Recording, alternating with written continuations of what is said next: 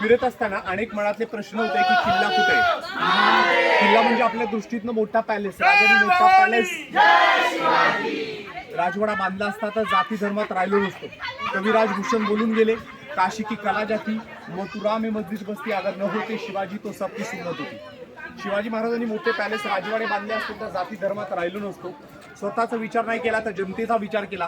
मग गडावर राहायचे तिथं ही जागा इथं होती, ब्रिटिशांनी तोडली. कारण विचार करा, कविभूषण बोलून गेलेले, काशी की कला जाती मथुरा में मस्जिद बसती अगर न होते शिवाजी ना तो सबकी सुन्नत होती. शिवाजी महाराज नसते तर सगळेच मुसलमान बनलो असतो. स्वतःचा विचार न करता जनतेचा विचार करणारा राजा म्हणून महाराजांची ओळख जाणता राजा. 365 गड आहेत गडात, पण हे 365 गडांवर नाही पॅलेस राजवाडा. मग राजे राहायचे ते हे ठिकाण इथलं होतं छोटंसं, आठवण राहावी म्हणून अश्वरूढ पुतळा उभारण्यात आला.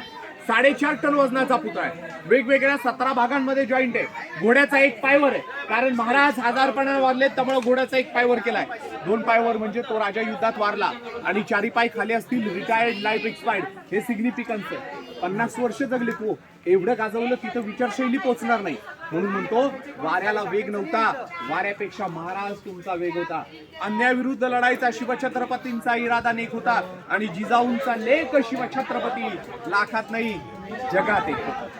365 गड महाराजांचे महाराष्ट्रात आहेत, पण त्यांचे गड किल्ले डेव्हलप नाहीत का? तर आपल्या राजकारण्यांनी मतांच्या राजकारणासाठी शिवाजी महाराजांचं नाव वापरलं.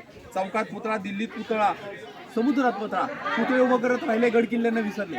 गड किल्ल्यांकडे लक्ष दिलं तर आज आपले गड किल्ले बोलले असते.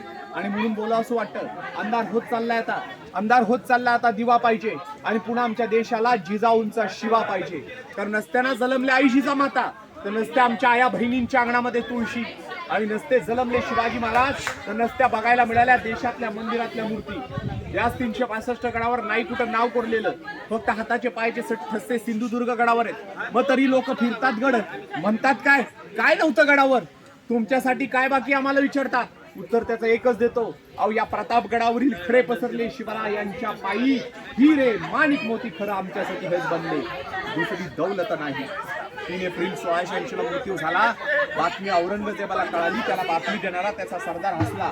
बातमी देताना औरंगजेब म्हणतो काय, या अल्लाह इस भूमि के ऊपर का सबसे अच्छा आदमी तुम्हारे पास आ रहा है, उसको जन्नत में जागा दो.